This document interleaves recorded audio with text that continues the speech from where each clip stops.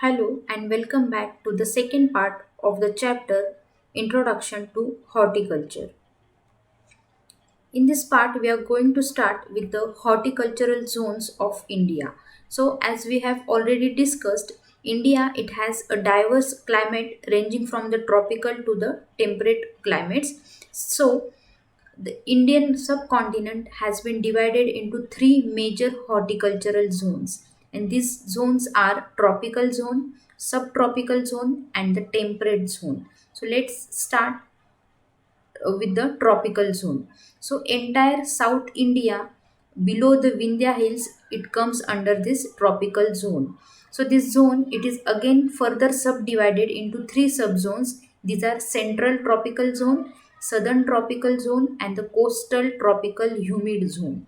Okay, so basically the regions with hotter climate are grouped under the tropical zone. So, out of this, the first subzone is the central tropical zone. It includes the states of Maharashtra, Orissa, southern part of Madhya Pradesh, Chhattisgarh, and Telangana, which is part of Andhra Pradesh. It also comes under this zone.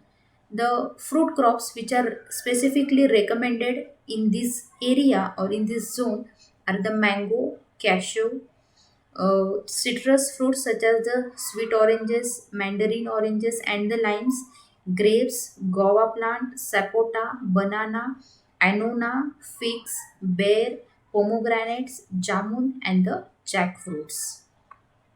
The second zone is the southern tropical zone, which includes the states like Andhra Pradesh, which excludes Telangana, Tamil Nadu, Kerala, Karnataka.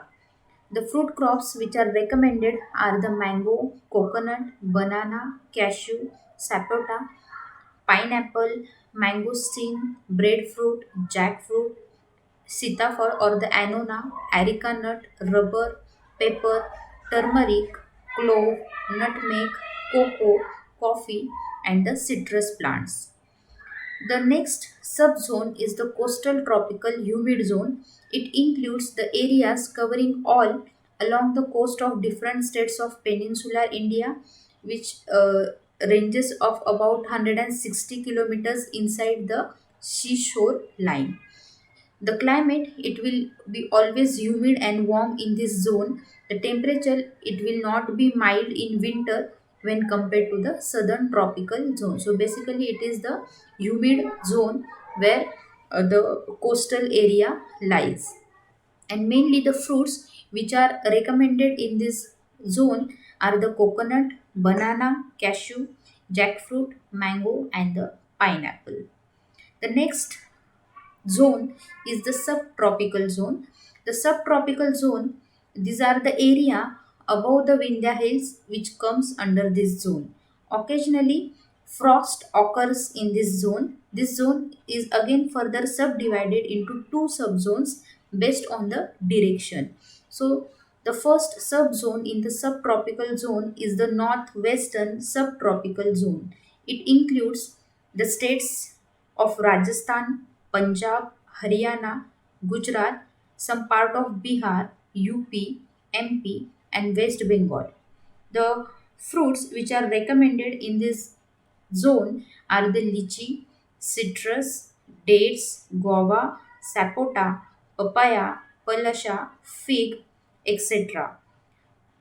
Other fruits, subtropical fruits which are grown in this area are the mango, jackfruit, banana, etc.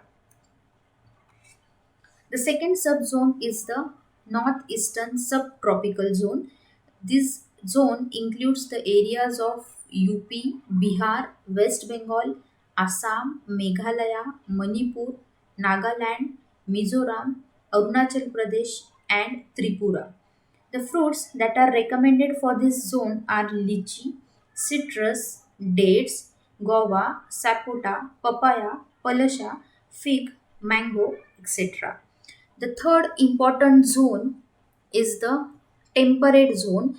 So this temperate zone it is mainly the area of a colder season or the colder climate, and specifically it includes the zones The areas which are included are the Jammu and Kashmir, Kulu, Katrain, Kangra Valley of Punjab, parts of Himachal Pradesh, and Kuman Hills, which are specifically the high altitude regions, and also the high altitude regions in South India, including Nilgiris and Palani Hills of Tamil Nadu, are included in the temperate zone. This zone it frequently experiences frost or the snowfall.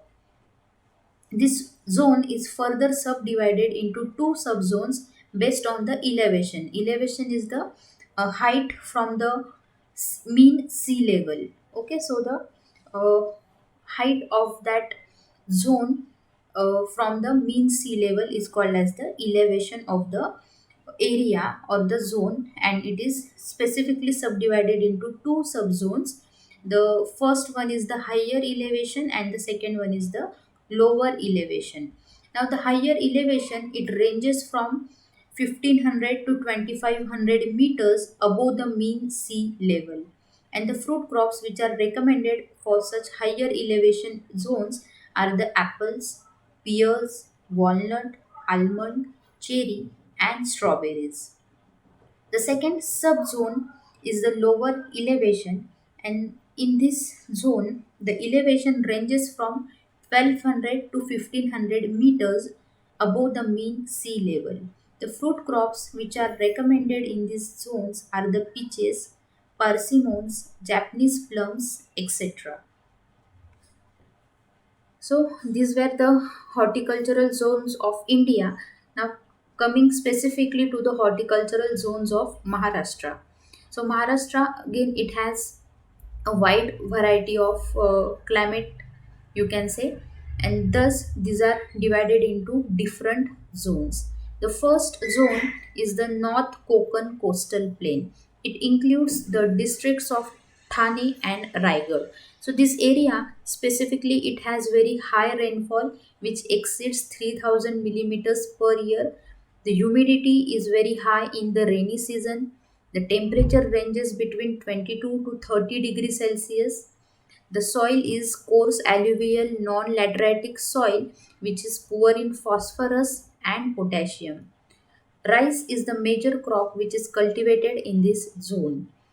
Many vegetables and pulses are also important crops of this zone. Small forest cover remains present in this horticultural zone. The next horticultural zone of Maharashtra is the South Konkan coastal plain, which includes the districts of Ratnagiri and Sindhudurg. So this area or these districts they have very high rainfall which exceeds 3000 millimeters per year. The precipitation is dictated by the southwest monsoon winds from the month of June to September. The temperature range of this zone ranges from 20 to 30 degrees Celsius, and May is the hottest month of the year. The soil is the coastal alluvial lateritic soil which is rich in nitrogen and phosphorus, and it is poor in phosphorus. Rice is also the major crop of this South Konkan coastal plain. Some of the fruits such as mango, jackfruit are also important trees which are cultivated in South Konkan coastal plain. The next zone in Maharashtra is the Western Ghat mountain zone, which includes the districts of Kolhapur, Satara, Pune, Ahmednagar, Nashik, and Sindhudurg. So it is a very narrow strip of highlands which extends from north to south along the crest of Sahyadri mountain range. The altitude it varies from 1000 to 2000 mean sea level. The amount of rainfall is high in some areas. It can exceed 4000 millimeters per year. The daily temperature it ranges from 30 to 40 degrees Celsius. The type of soil is the laterite reddish brown soil which is low in phosphorus and potassium. About 25 area is under the forest cover. Rice, sorghum, groundnut, and some of the fruit trees are the important crops cultivated in this zone. The next zone is the sub-mountain transition zone 1. It includes the districts of Nashik, Pune, Satara, Sangli and Kolhapur. So this region, it is a narrow strip of lower elevation located in the eastern side of the Sahyadri range. The amount of rainfall varies from 700 to 2500 millimeters per year, which is dictated by the southwest monsoon winds. Day temperature vary from 28 to 35 degrees Celsius. The type of soils which are found in this zone are reddish brown to black, which are rich in nitrogen and poor in phosphorus content. Important crops cultivated in this zone are the kharif cereals, groundnut, sugarcane, vegetables, chilies, and fruit trees. The next zone is the Western Plain Transition Zone 2, which includes the districts such as Dhule, Ahmednagar, Sangli, Nashik, Pune, Satara, and Kolhapur. It is also a plain strip running north south parallel to the eastern side of Transition Zone 1. The average rainfall varies from 700 to 1200 millimeters per year, which is well distributed during the southwest monsoon. Maximum temperature of the zone reaches 40 degrees Celsius in the summer season. Soils are generally light black, which have fair levels of potassium, nitrogen, and phosphorus. They are well drained and they are well suited for irrigation. The major crops which are cultivated are the sorghum, millets, groundnut, wheat, and the sugarcane crops. The next zone, the horticultural zone in Maharashtra, is Western Drought Prone Area. So basically, this area, it is somewhat it has scarcity of water, you can say, which includes the districts of Dhule, Nashik, Aurangabad, Ahmednagar, Pune, Satara, Solapur, and Sangli. So this area, it is characterized by low and unpredictable rainfall, which can vary in the range of 500 to 700 millimeters per year in around 40 to 45 days. The common dry spells will last for around 2 to 10 weeks. The delayed onset and early cessation of southwest monsoon is very common in this area. The summer temperature can reach above 42 degrees Celsius. The soils are medium black, verty soils, coarse, shallow, and poor in nitrogen and phosphorus content. The common crops which are cultivated are millets, sorghum, groundnut, and pulses. Overall, the yield of the area is very low. The next important zone is the Central Plateau Assured Rainfall Zone. It includes the districts of Aurangabad, Jalna, Beed, Usmanabad, Parbhani, Nanded, Buldhana, Akola, Amravati, Jalgaon, Dhule, and Solapur. So this is a large plateau which covers the central part of the state. It has well distributed rainfall of around 700 to 900 millimeters per year, which is dictated by the southwest monsoon winds. The summer temperature, it can reach up to 40 degrees Celsius. The soils, they are verti soils or and the anti soils, which vary from medium black to the reddish brown in color. Sorghum, it is the most important crop which is cultivated in this area. Along with sorghum, cotton, oilseeds, millets, groundnut, pulses, and sugarcane, they also are cultivated on a large scale. The next zone is the Central Vidarbha Moderate Rainfall Zone. So it includes the districts of Wardha, Nagpur, Yavatmal, Chandrapur, Aurangabad, Jalna, Parbhani, and Nanded. The average rainfall of the area ranges around 1200 millimeters per year, with well distributed within the southwest monsoon months. Maximum temperature can reach up to 30 to 40 degrees Celsius in summer season. Humidity is around 75% in the rainy season. The soils they are derived from basalt rocks.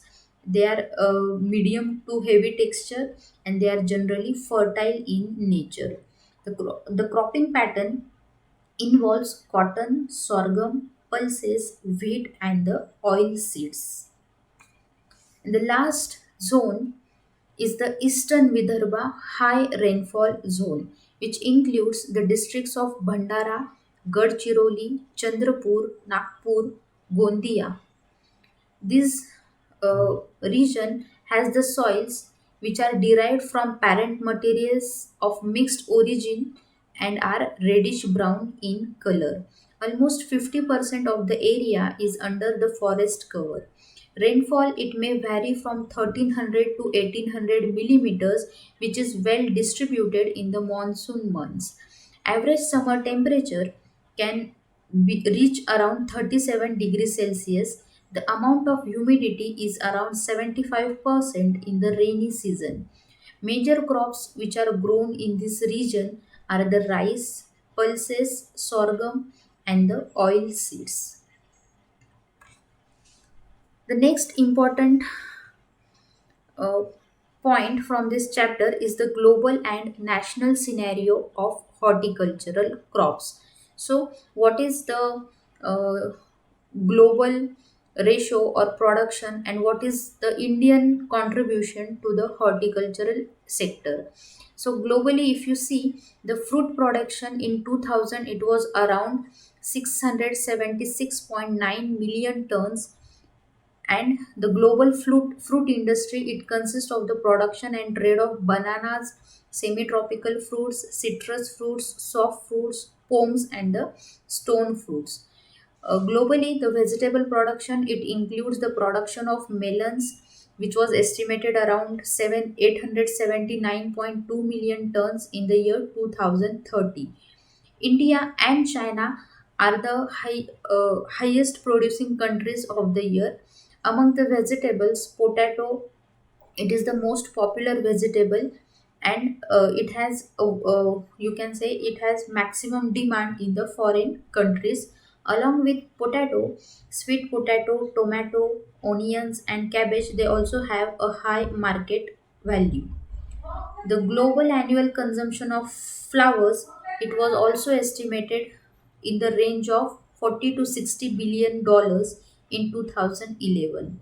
On the demand side, major flowers consuming countries in the world are concentrated in the Western Europe, Germany, the USA, the UK, France, the Netherlands, and Switzerland. So many countries across the globe they have been taking measures to support the horticultural industries due to the fact that it is contributing significantly to the domestic economy. So, what is the present status of horticulture in India? So, in the recent years, horticulture it has performed very remarkably in this sector. The production of fruits and vegetables it has outstripped the food grains for the third straight year in the year 2015 and 16. India stood 300, India's production was around 300 million tons in the year 2016-17. If you see the food grain production, it was around 30 million tons, which means the horticultural produce it can fetch a good amount as compared to the food grain crops. The share of horticulture in agricultural production it was more than 33%, and according to a survey over the past decade, the area under horticultural crops it has been growing by 2.7% per year, which is fueling the production, and it is also helping to increase the annual pace of 7%. The share of plan outlay for horticulture, which has 3.9% during the ninth plan, it increased to 4.6% during the 12th plan. Now, what are the salient features of India's horticulture sector? So, the horticulture it accounts for about 30% of India's agricultural GDP, from 13.08% of the cropped area. So as compared to the crop plants or the food grain crops, the GDP which we gain from the horticultural crops is more. About 37.1% of the total exports of agricultural commodities comes from the horticulture sector. India, it is a large, low-cost agricultural producer, and its share in global agriculture exports is very uh, little or tiny, and thus India produces nearly 11% of all the fruits that are produced globally. India's major exports include the onion, mango pulp, fresh mangoes, dried walnuts, and fresh grapes.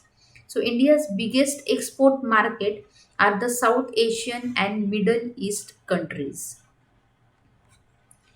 Now, what are the reasons for development of horticulture in India? So, uh, most of the horticultural crops that are grown in India, they are assured with the help of irrigation, and therefore even with the monsoon defects, we can successfully cultivate the horticultural crops. So 8 vegetables that make up 74% of total vegetable production in the country have 73% access to irrigation. So you can see that due to the proper irrigation, only 8 vegetables they make up around 73%, sorry, 74% of the total vegetable production of the country.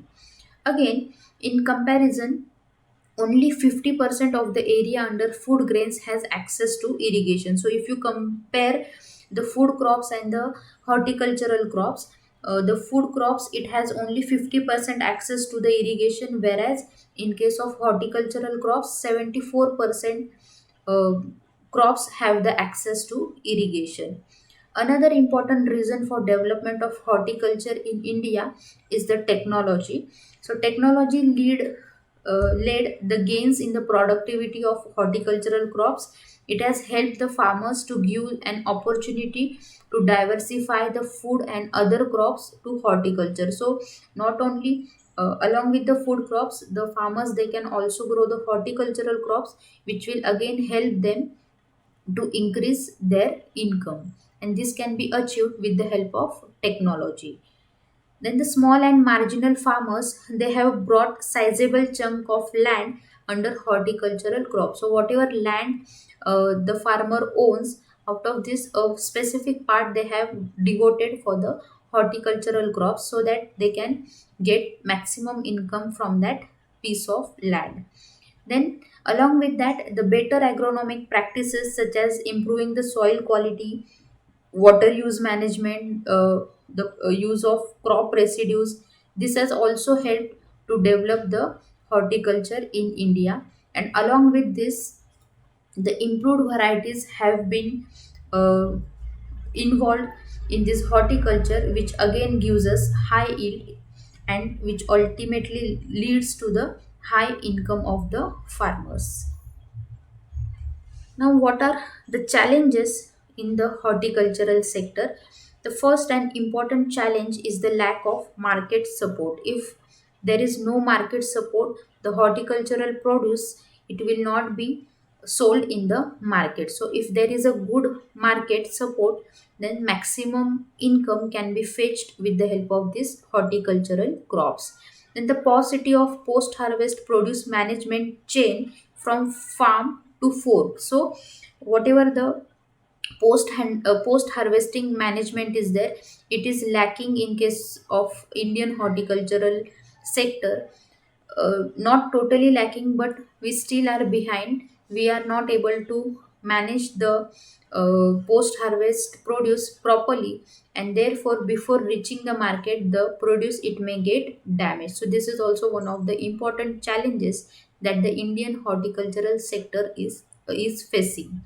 Then the most growers, they do not get reasonable returns from their produce. So whatever uh, input they are giving, the cost or the capital which is invested is more as compared to the returns. So this is also one of the major challenges that the farmers they are not uh, going for the horticultural crops.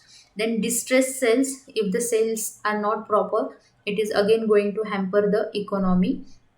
Then the improper post harvest handling and lack of processing facilities. So many fruits, many delicate fruits, they need some post harvest handling facilities, such as the cold storages, refrigeration or freezing. But these facilities, they are somewhat lacking, and thus it can also lead to the improper handling or the wastage of these horticultural crops.